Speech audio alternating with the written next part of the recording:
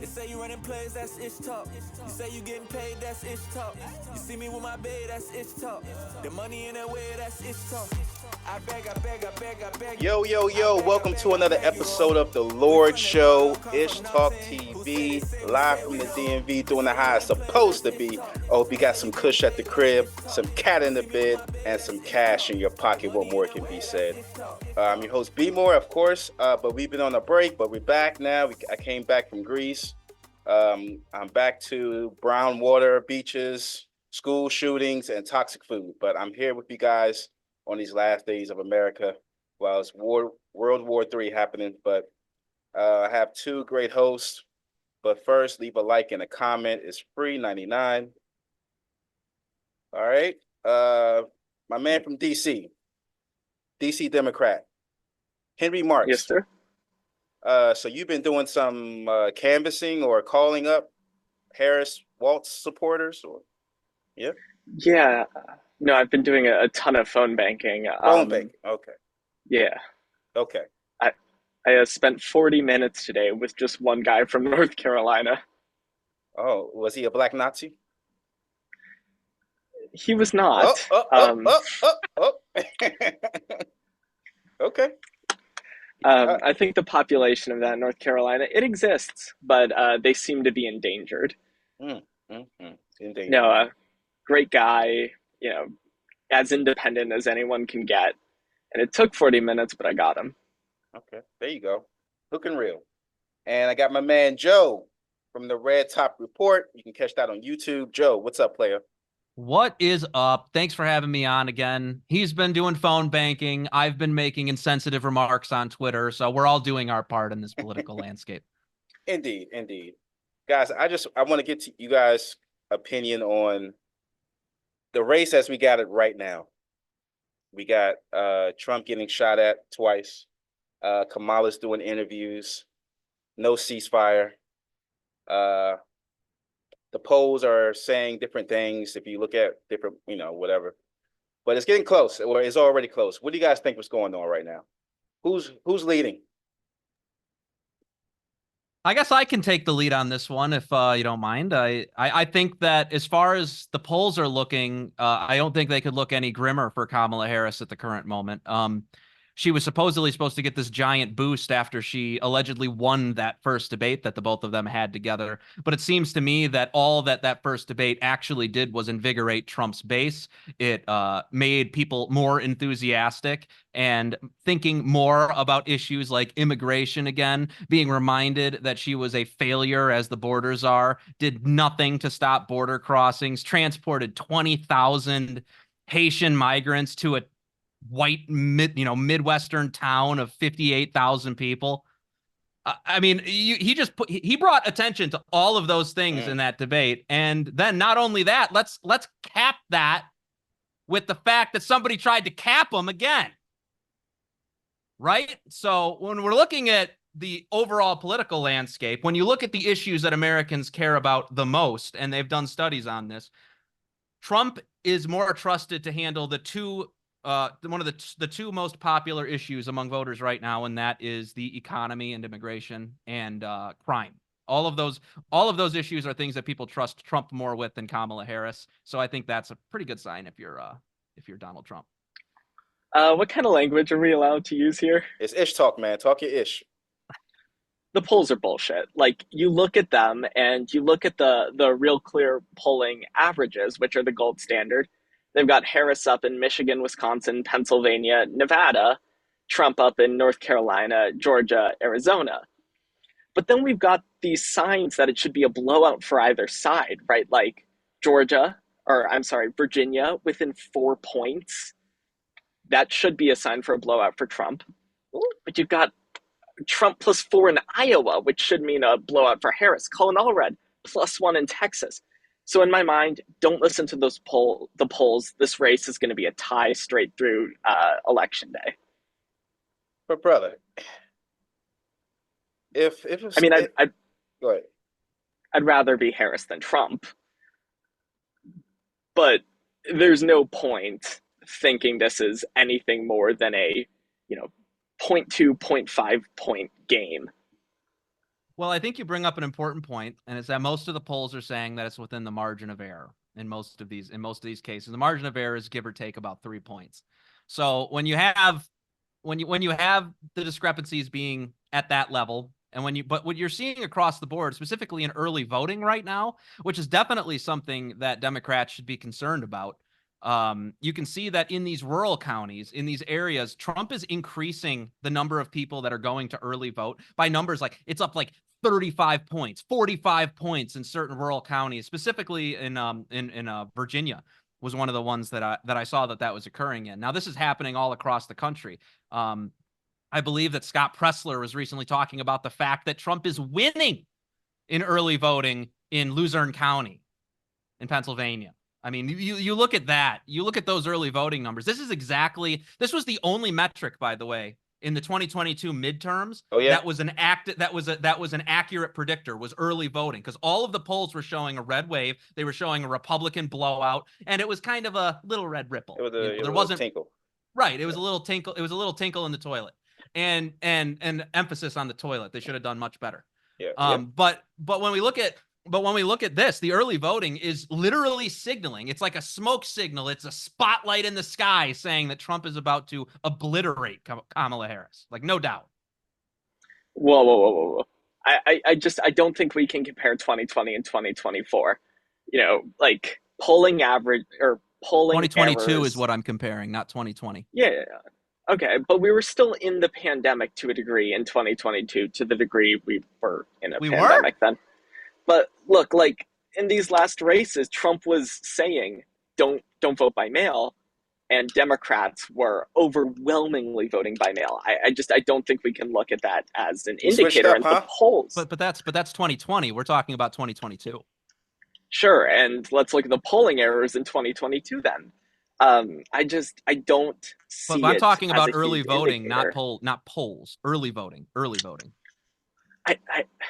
Every single indicator, I think, is irrelevant. You're looking at a different set of facts, and maybe the early voting shows a Trump lead in those rural counties. But are we looking at the gains in Allegheny, the gains in Philly, the gains in Erie? Like, it's not enough for me to draw an opinion from. Well, do you know what the gains in Allegheny and these other counties in Pennsylvania are? Because if we're looking, I'm actually curious to know this, because if Kamala is outperforming her early voting numbers by 40%, then you're on to something there. But as far as I can tell, I haven't seen those numbers. I haven't heard of that. So, yeah, I mean, we should look at it. It's going to take a lot for any individual indicator to convince me of anything in a race that's going to be decided by, about 12 votes. So you think it's going to be decided by 12 votes? I mean, the margin was about 80,000 specifically in 2020. Yeah, in 2020, the margin was an 80,000 votes, and then Biden wound up taking it. Now, obviously, it was a mail-in. There was COVID going on. And I think we could both agree that it was an election conducted differently than elections past. Right. Whether we want to say it's stolen or not, it was definitely conducted differently. I mean, there was plexiglass put up at polling stations. Poll watchers had to watch from a distance. There was a lot of different things going on in that election. You can say it's not stolen. You could say it's stolen. Whatever you want to say, you can say that it was different. So when we're looking at the different metrics, that's an 80,000 vote margin. And that's not only an 80,000 vote margin, but it's an 80,000 vote margin, which had Democrats having a clear advantage because they are the ones that more commonly mail in vote. When voting access is made lax, when security functions on ballot acceptance, like less registrars required for a signature verification, and like what happened in Georgia, or not requiring an ID to vote. All of these things help Democrats. Democrats wind up doing better with these mail-in votes when these types of things happen. So we look at the 80,000. We look at that 80,000 margin there. Now these things aren't in place anymore. We've had courts overturn a lot of the things that made 2020 different, and among those things are taking the voting deadlines. You used to be able to vote 3 days past election day. That's a thing of the past. You used to be able to send in a mail-in ballot without a postmark. That is also a thing of the past. You were also able to vote without having your signature verified. Again, no longer the case.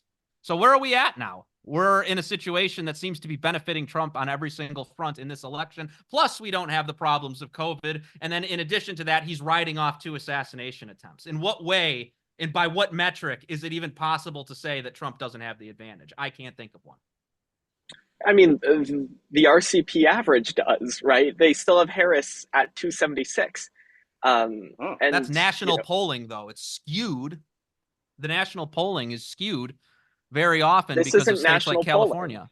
Polling. Well, what polling are you talking about? State by state averages. You go to Real Clear polling, yeah.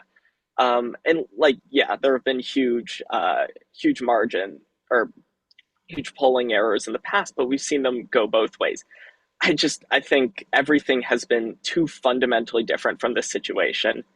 I think this election's going to be bizarre. I think we might see, Virginia come down to 4 points, but Harris add North Carolina and lose Georgia and Arizona. I think this is going to be a weird race. Harris losing Georgia? Yeah, I think it's more likely than not. This is the state with the second biggest Trump lead among the swing states. I really see it as likely or incredibly possible that Georgia and Arizona go to Trump and North Carolina flips. Okay. Wow. I didn't. Okay. So, all right. So, Joe, you're saying that Trump is going to blow it out. That's what you're saying. Yeah, I actually think that states like Virginia, and perhaps it depends on the approval rating of Tim Walz in Minnesota at the time, that the Minnesota might be in play too. So what I'm looking at right now is a red wall starting from Minnesota, going all the way across Wisconsin into Michigan, into Pennsylvania, and then into Virginia, down to Joe, North Carolina. You're lucky I'm not a betting man, but that would probably end poorly for you. Like I said it's going to be close in those states. He could, is what I said. I didn't say he is in Virginia or Minnesota, but these states are becoming more and more in play. However, when I'm looking at states like Wisconsin, we see on average, every election cycle Trump has run, which is 2016 and 2020, we see that the polls are off on Wisconsin by roughly 8 to 16 points on average in favor of the Democrat. So if we look at the numbers that way, let's be honest, Donald Trump, again, he's going to win because the margins there are within the margin of error. And sometimes they're even saying that Trump is in the lead, which could be anywhere from, an 8-point lead to a 17-point lead in the state if we go by past polling and how we see how their polling results translate into elections today. Okay. Yeah, go ahead. If there's anyone that is aware of those polling errors, it's pollsters. And that's the reason I'm just unwilling to take those errors as a meaningful indicator. Joe, it can be so easy for Trump to win. All he has to do is just stop with the lunatics, the Loomer, the Mark Robinson, and he doesn't have to deal with the crazies, man. And you're saying that he won a debate. I felt like he was just confused by this Cajun curry lady. He couldn't attack her. He was just, I never seen anything. I haven't seen him like this before. But then on the other hand, okay, well, hold on a second though. Why didn't her numbers improve after the debate? She did get a bump somehow. She didn't get a bump, even Lindsey Graham, are people saying that Trump. Did you see the live polling? The live polling being done. You know how they do the lines? Okay. What is it? Trump was winning the entire time, even with the cats and dogs, and independents, when he said, the cats and dogs were the best. The cats and dogs were the best part. They were the best part. Even when he said, even when he said he's thinking about a healthcare plan or a new healthcare plan or something like that. I'm not saying that there was no mistakes that he made throughout the entire debate. I'm saying that he came out on top, and I can tell you why very easily. All he could have said was, this is just Joe Biden in the dress. That's all he could have done. Tell me something. I know he could. There are things that he could have done that would have made it better. I'm not saying that. How come not a single swing voter in the New York Times panel said that Trump won the debate? Not a single one out of the 22 or so voters. But in the focus groups. of the Yeah. people that did watch the debate, they did find that many people were not convinced that Harris was a better candidate. That's my point. So the whole point, what was this debate a litmus test for? It was whether Kamala Harris was a good candidate or not a good candidate. If people's votes, that people that were voting for Trump, people that were voting for Trump were unchanged, independents leaned more into Trump's rhetoric than they did Kamala's throughout the debate. All we can gather from that is that she failed and Trump managed to succeed. And more importantly, nobody remembers a single memorable, unless you're a Democrat that pays very, very, very much intently to what's going on. You're already voting for Kamala Harris. There's not really a single memorable thing that Kamala Harris said in that debate. Meanwhile, I have at least 10 different sound bites from that debate that were absolutely just insane. I mean, one of them turned into a TikTok song. People are getting Trump's message out loud and clear. Trump's message is loud and clear. Harris is kind of like a high school debate team president who walked out there all preppy and ready to go, and everybody just wanted to pat her on the head. Good job, Kamala. You did a great job up there. But she didn't look like a leader, and that was the issue. Harris connected on values. There's a reason that they're running unedited clips from the debate in the Atlanta media market. Joe, if it's really so damaging for Harris, I'd love to see Trump pay for those. Like, why do you think we went into this cats and dogs thing so quickly after the debate? Trump wanted that news cycle ended as quickly as possible.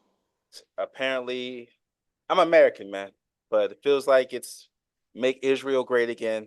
Basically, he went some anti-Semite shit. He was like, if I lose, blame the Jews. You ought to have your heads examined.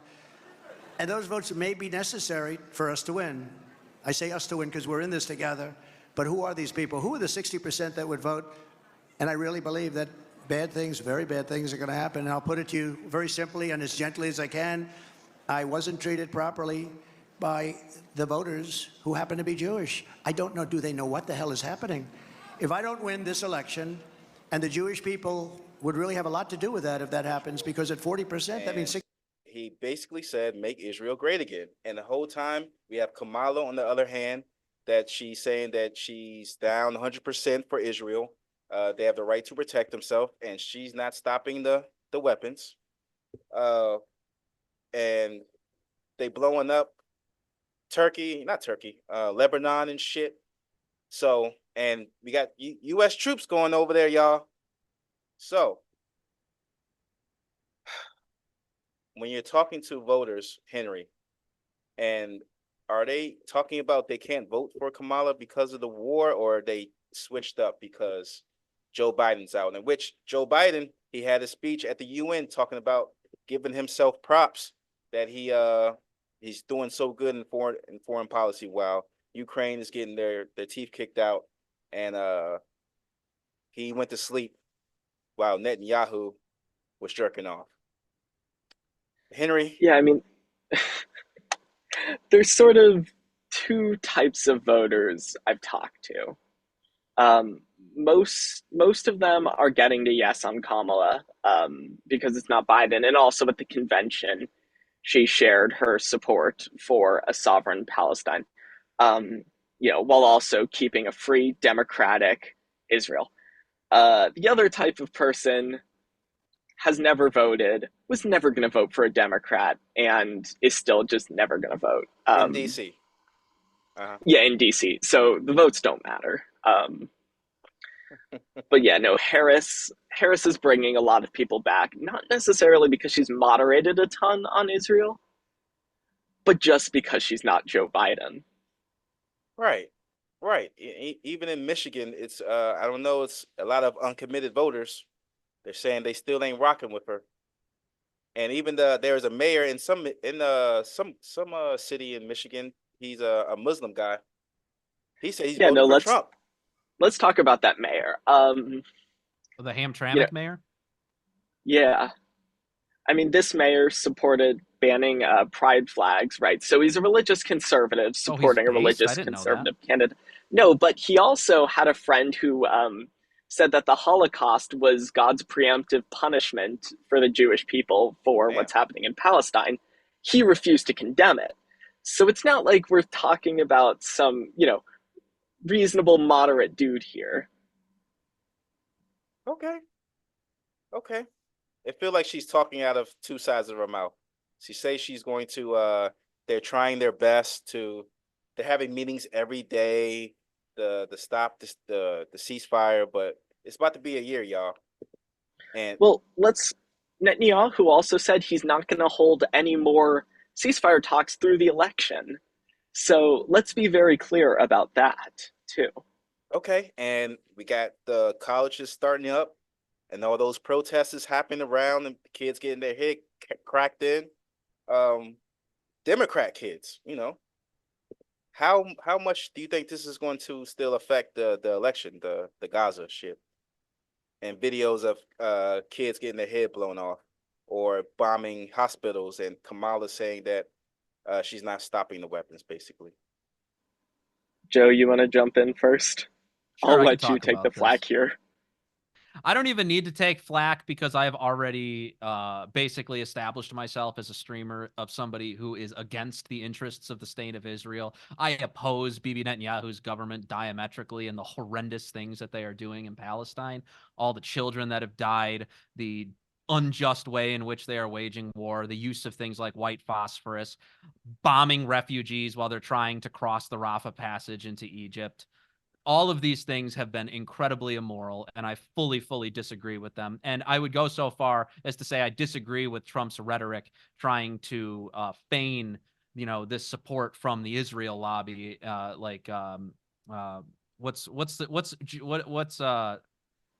What's APAC? Adelson's what's his His wife's wife, name? Yeah, what's his wife's I first name? forgot, I forgot, but she It's not bankrolling Sheldon. Trump. Yeah. Yeah, Sheldon Adelson is him, and then his wife, I forget her name, but Adelson, taking $100 million from Adelson. All of these things are bad ideas. I don't think that bombing Iran is a good idea, but one of the things I can say is that Americans are not like you, and they're not like me, Henry, or even you. They're they don't really care about Israel. They care about the economy. They care about immigration. Um, they care about securing the democracy. They care about solving the crime problem. These are all things that matter to them more than anything else. However, both candidates, and they're well aware of this, are aware that sending Americans' sons to war when they're already this dissatisfied with the Right. government is the last thing that they need to do.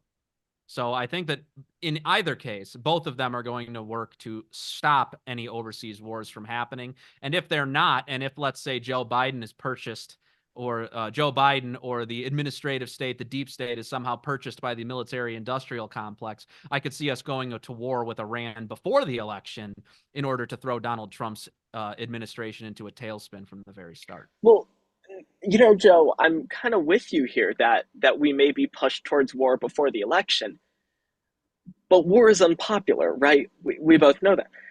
And Netanyahu clearly wants Trump to win. He knows that a Trump victory means unrestricted arms to Israel. Um, so you look at him now bombing Lebanon, and you gotta wonder if he's trying to force the U.S. into an unnecessary conflict to drive down the administration's You're approval wondering? rating. You're wondering? I'm not wondering. That's I'm exactly what. wondering. Yeah, I'm that's wondering as exactly what much he's as doing. wondering in the Tucker Carlson sense of the word. No, Um, yeah, that's exactly right. I mean, this has been Israel's strategy from the get-go. Be aggressive towards their neighbors and then run and cower and say, "Oh, these mean anti-Semites are launching rockets at me. America, help me." And then we sacrifice our sons and daughters so that this tiny little Middle Eastern regime that offers us little to nothing except information on their own enemies that are not our enemies if we hadn't supported Israel is information about them. Well, congratulations, you've given us almost nothing as an ally, and you put spying devices on the White House lawn while Trump is president. You do things like this. I don't think we owe Israel anything. As a matter of fact, I think that it would be, as George Washington put it in his farewell address, an entangling alliance. It's something that we shouldn't be involved in because I'm not willing. I'm going to have a son in November. I'm not sacrificing his life for Israel. Congratulations. Woo! yeah, I mean, like the other thing we need to be very clear about is that the overwhelming amount of anti-Semitism in the United States today is right-wing anti-Semitism. And it exists on the left, and I've seen it, and it's abhorrent. But Kamala Harris isn't, hanging out with Mark Robinson, Nick Fuentes, So Huh? yeah, like Wait, we don't like Nick Fuentes? I think Nick Fuentes is pretty cool. Papa Claude.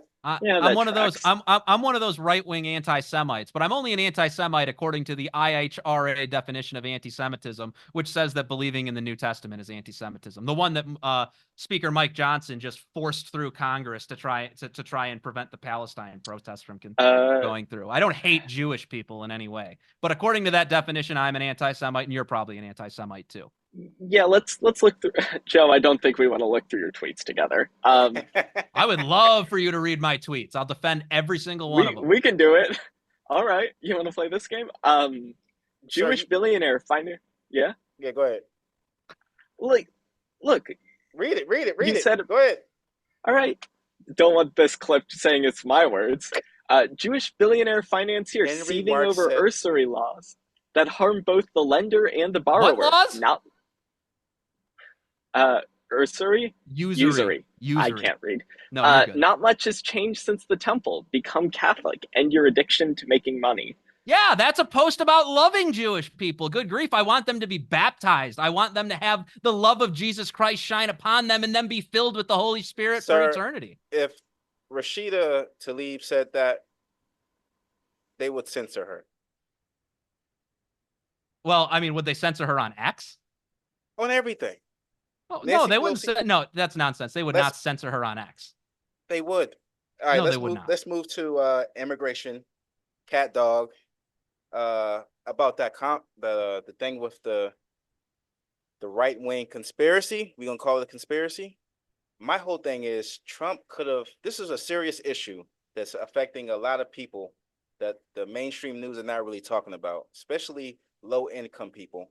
Even in DC, there was this thing with this dude doing this Venezuelan guy doing a DoorDash delivery, and the owner of the restaurant was getting frustrated.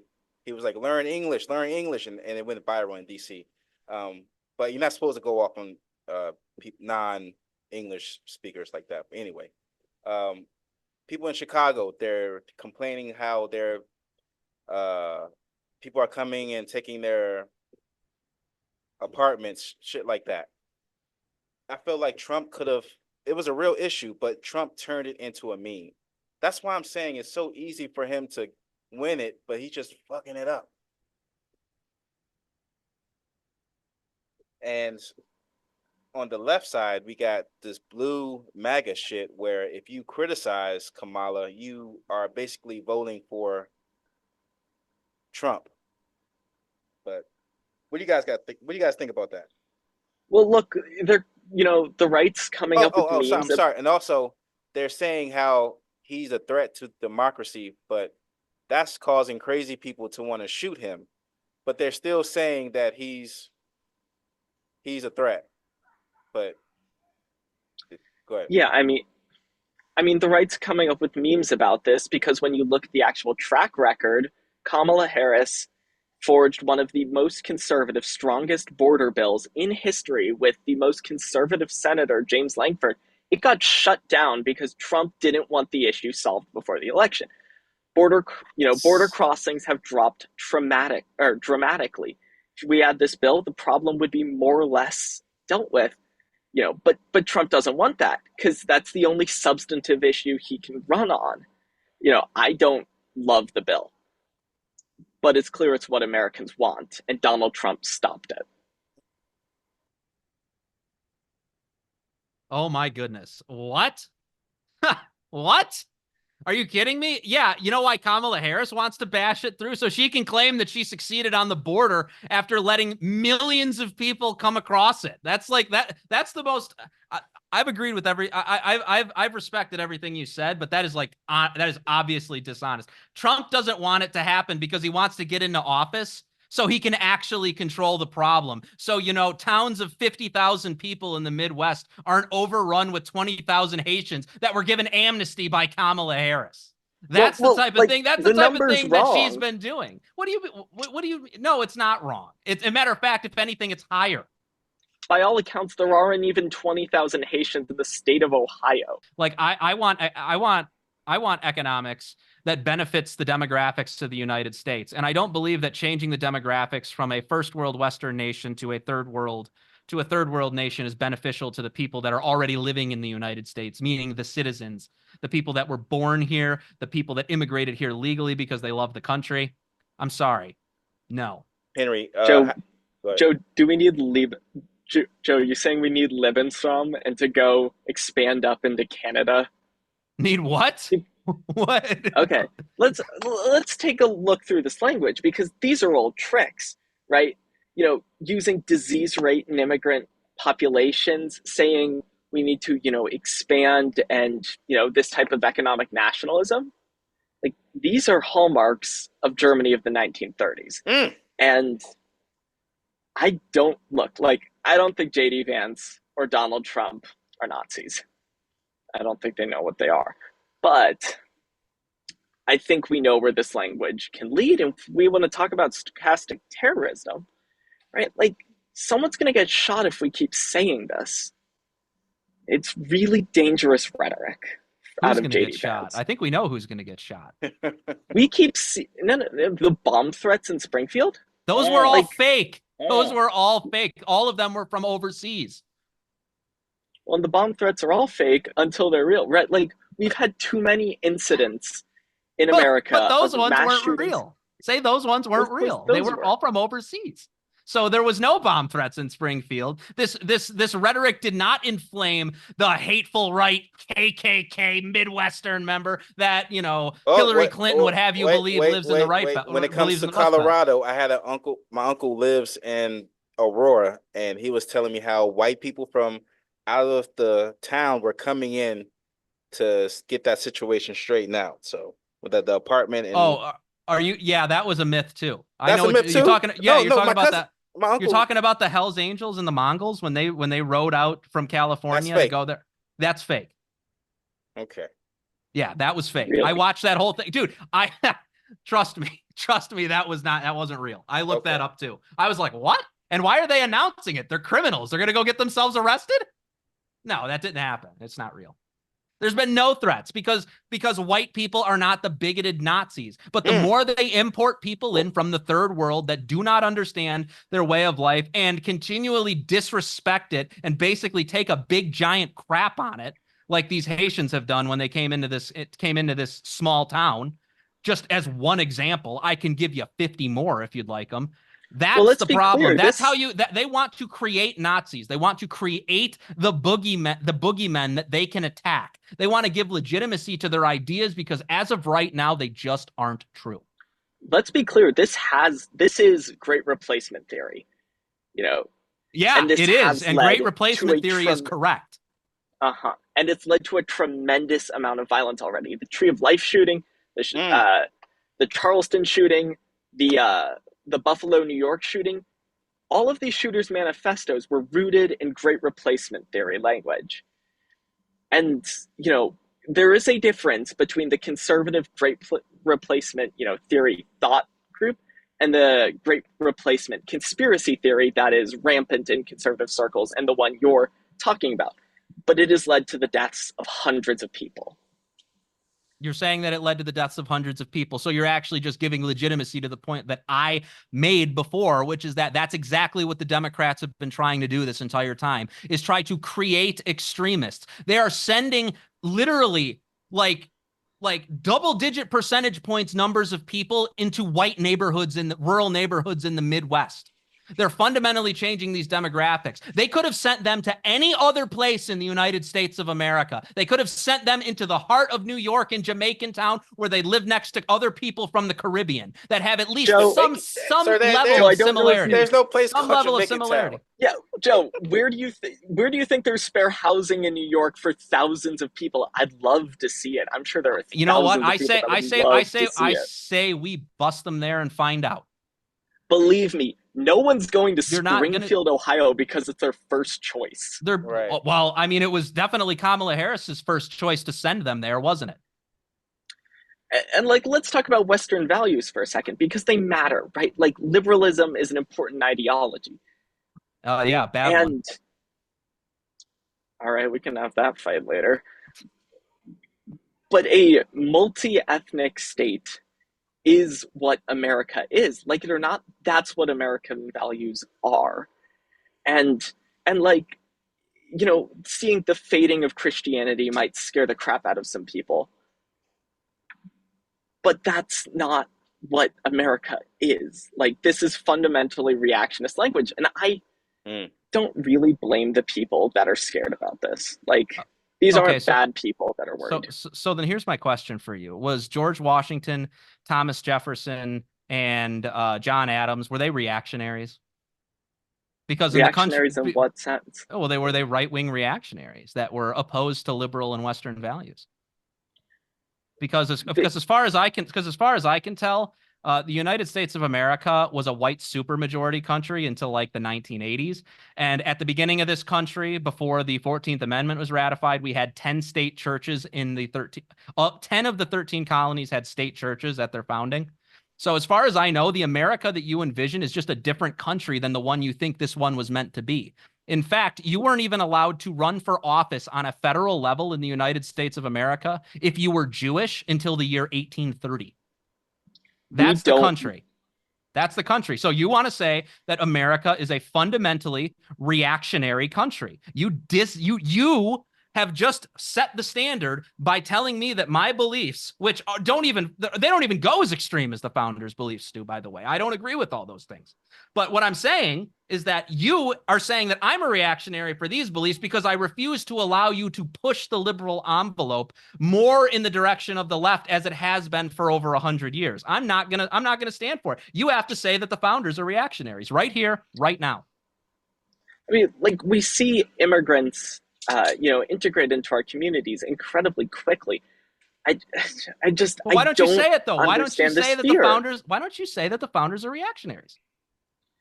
I don't know what you mean by reactionary. Well, I mean, you're the one that called me a reactionary, so I'm telling you right now to call the founders reactionaries. The founders were well ahead of their times, and like we fail and fail and fail and fail to live up our ideals. So they didn't found the country they wanted. They wanted a country with drag queen story hour and gay marriage. That's what they wanted. They were setting the standard so we could get there, is what you're saying. I don't think so, considering a lot of them owned slaves. Yeah, look, they were bad people. Thomas Jefferson, okay, thank you, was a really bad person. But I don't think, like, originalism is fundamentally. What about George Washington? Was he a bad guy too? We do not define complex people in simple terms. Like, you just described Thomas Jefferson in those terms. Okay, he raped children. I think that's a pretty easy look, we can agree with that. Okay. Yeah, no, that's the bar there is sort of hard to I don't disagree. I don't think Thomas Jefferson was a good person either. But the founders were not. But the founders are reactionaries, according to you. Just because I believe in the America that my forefathers fought and died for does not make me a reactionary. It just simply makes me a conservative. Well, the America you're arguing for is one that is not inclusive, and like, okay, what country throughout all of human history has been inclusive? In what way has diversity ever not eventually led to horrendous conflict? Yeah, I mean, like, look, like, multi-ethnic states. South Africa, I don't know. South Africa, they're murdering farmers right now. Yeah, that was like of all the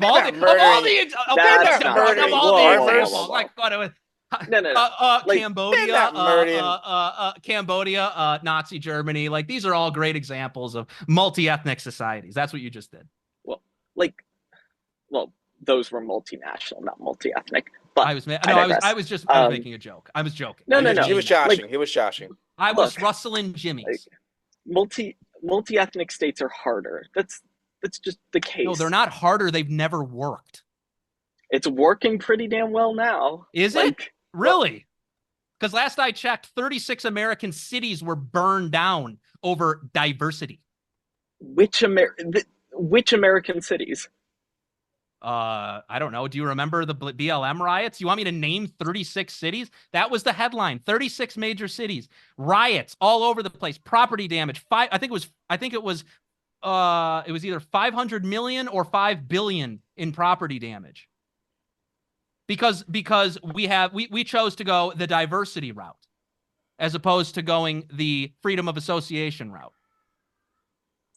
Freedom of association. Are you defining freedom? Freedom to not associate with certain groups, I think, is freedom what Joe to not means. freedom to not associate with whoever you want because you're an American and you have rights and you have freedoms. And by the way, I believe that is the freedom to be in a diverse community. What's that? And do you actually think that JD Vance wants an inclusive America with all his cat lady and motherless claims? I think that those are probably things that are going to harm him in the polls and are probably things that he shouldn't say, but it doesn't change the fact that he's right. There's this article from New York Magazine about how JD Vance and the rise of post-liberal Catholics. That's me. That's me. That article's about me. So when it comes to abortion, so you're saying so you believe in this Project 25? 2025 yeah, thing? if only Trump actually believed in it. Okay. All right. Oh, and then look, we can't trust a word out of Republicans' mouths on stuff like this. They said they defend IVF, and then they voted it down in the Senate. So I hope they vote it down in all 50 states. Oh, I'm sure you do. I do. An average of 12 abortions for every IVF procedure. But so isn't this if I'm pro-life, obviously I have to be against IVF. But Henry, isn't this a big issue for this is what the Democrats are using, abortion, and Trump is bad, and they think this is going to work for them? Yeah, I mean, like let's be very clear about the real effects of the Trump abortion bans.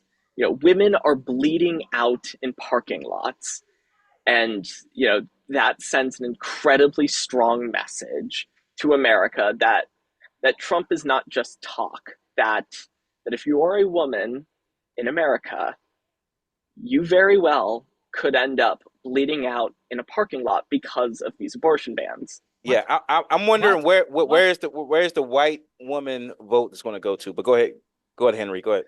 Joe. Let's play this out. Did Trump not put 3 justices on the Supreme Court that everyone knew were going to overturn Roe? Yeah, but he stands by that to this day. He's never said otherwise.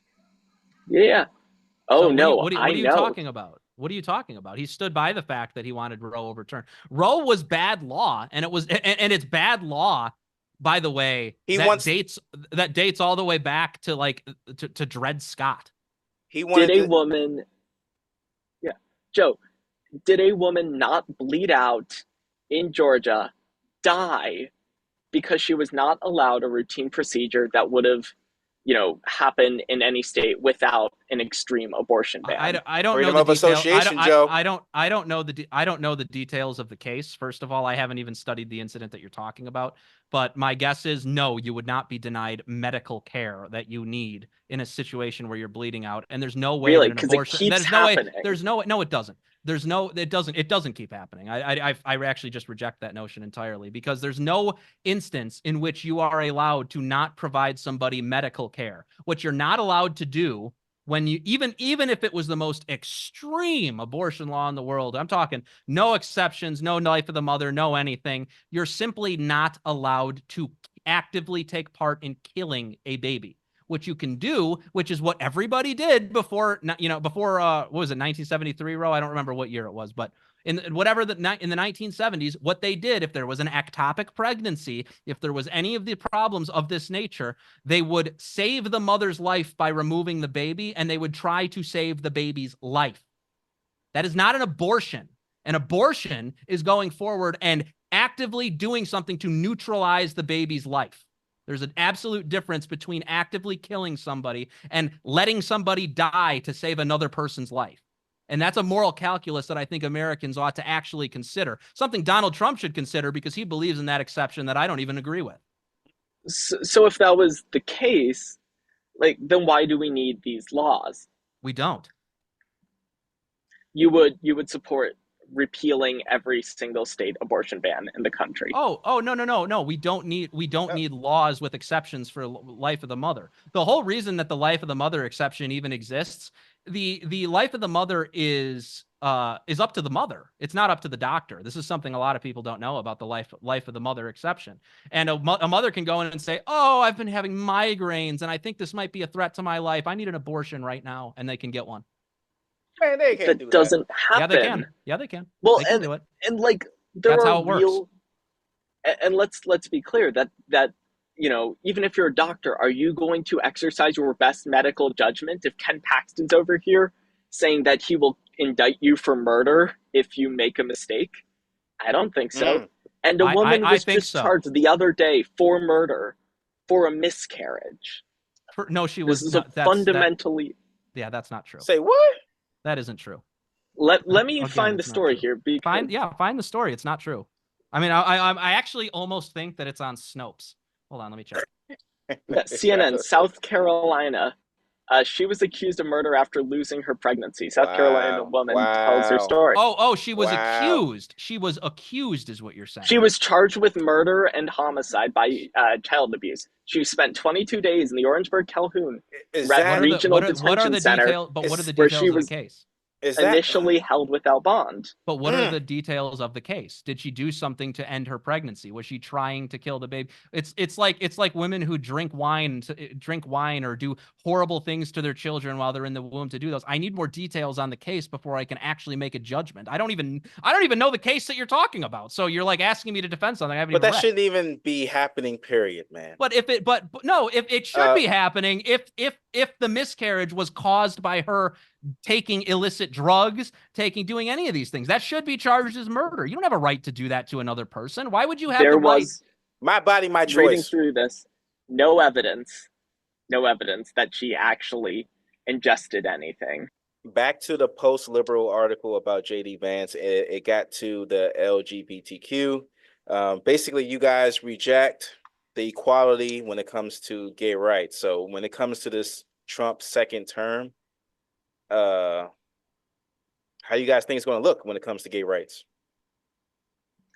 You know, frankly, I'm actually not all that nervous. Now, I mean, like, look, I got to apologize. I came unprepared. I didn't think I would, like, have to prepare to defend, liberalism or the 14th Amendment. So apologies to all of you out there for this. But look, under Kamala Harris's, time as president of the Senate with broad bipartisan approval, she passed the Respect for Marriage Act, which requires all states to recognize all marriage licenses from other states. So if you got married in Massachusetts and are in Wyoming, they have to recognize your marriage license. I think the real community that's going to come under fire, and because he tried to do it once, is our trans community. And, through the courts, I am incredibly nervous that many of our, puberty blockers, HRT therapies are going to be thrown out now that the Supreme Court has paved the path for rogue entities to challenge FDA-approved drugs. And so we all need to be incredibly conscious of that. And it's going to start with HRT, but they're looking right at contraception. Birth control's next. It's like issue number 8 or 9 on the list of the top 10 issues. Like it's not even. Yeah, Joe's not even up there. What? Yeah, I mean, this is probably issue number 6. Okay. You have it at number 6. There's tons of different numbers that rate them at different levels. But yeah, but most of the ones I've seen are it's between 6. I've seen 6 before. That was it's older. Yeah. But the most recent one I've seen, it's like the 8th most important issue up there. It's not going to be an issue. But it's the number one issue. It's the number one issue to a lot of people where their lives will hinge on access to these drugs. Their lives hinge on access. Whose life hinges on access? I mean, look, like trans kids are at huge risk of suicide, and it's because of bullying. Suicide. Okay. Oh, so suicide because of bullying. So your solution to people committing suicide because of bullying is to have them go on puberty blockers that screw with their hormones and make them feel different things and act queerly around other people. I feel like that's just going to lead to more bullying. I'm not going to debate the science on this because neither one of us are scientists. Well, you also don't know it. The idea that You puberty don't. blockers in any way assist, and there have been studies on this, and you can go. I can send them to you if you want to see them. All of them show that going on puberty blockers, transgender surgeries, do absolutely nothing to mitigate the effects of gender dysphoria in people. It has a net zero. It has a net zero impact. The regret rate for surgeries for trans kids lower than the regret rate for, like getting a Harry Potter tattoo. So let's be clear, people are not making mistakes here. This is one of the things. You actually think that children have the right to consent to these things. Do they have the right to consent to sex with an adult? Oh my God, No, Joe! no. No. Hey! They can consent to having one. They can consent to have one of their appendages cut off. So apparently, they should also be able to have the permission to engage in sexual intercourse with their consent, right?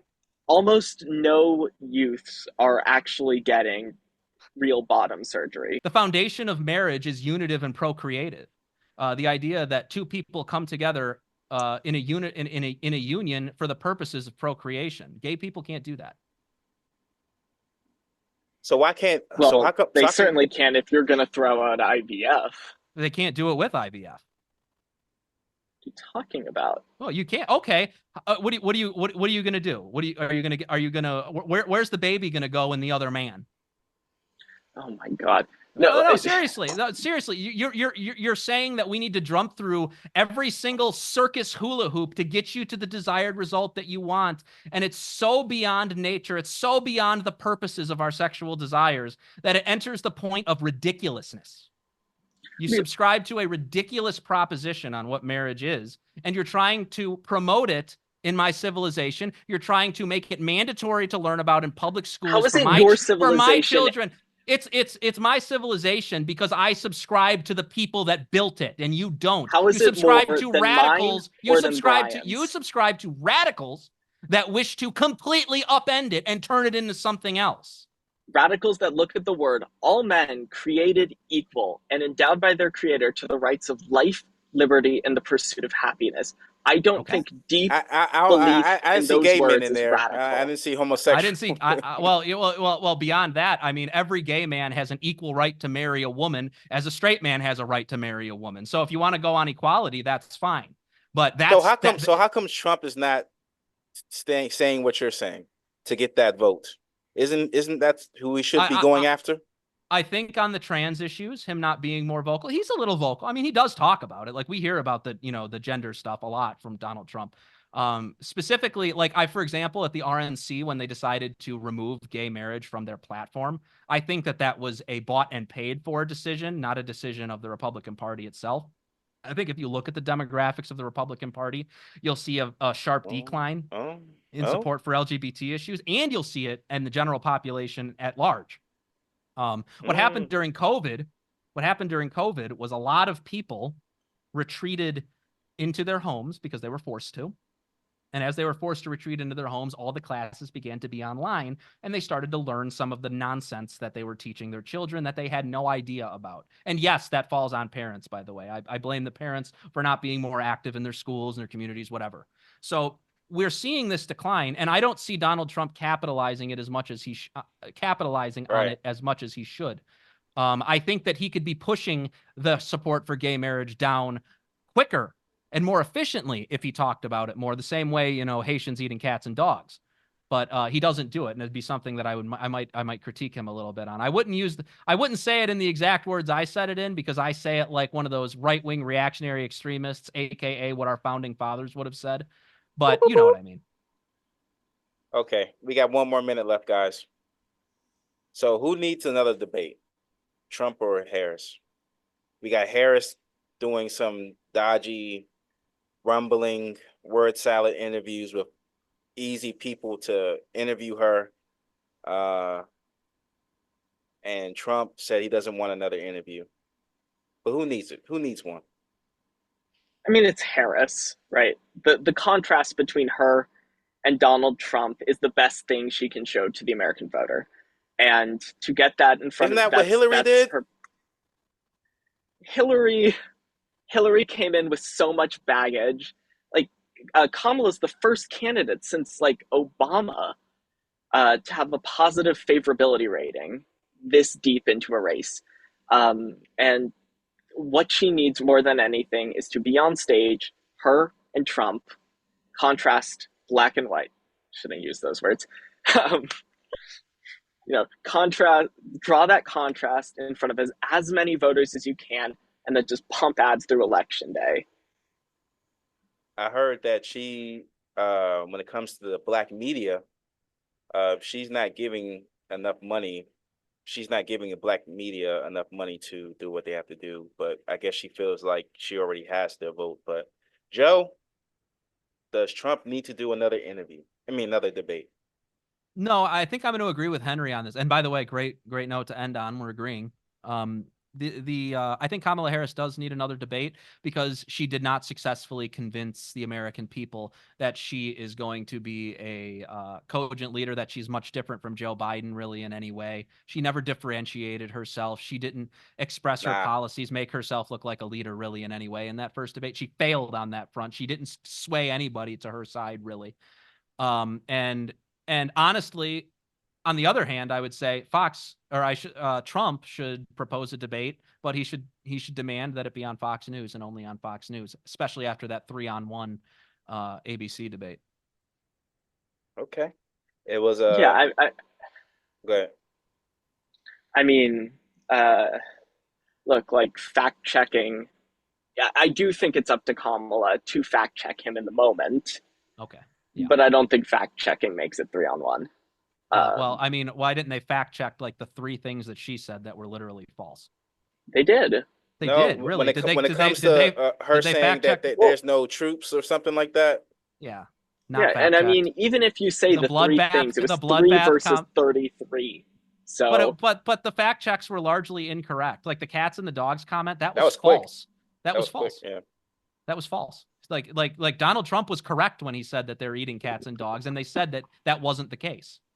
They found that damn cat, man. It's not the case. They found the cat strung up in somebody's yard. In her basement. Guys, it was a good talk. Great. We chopped it up.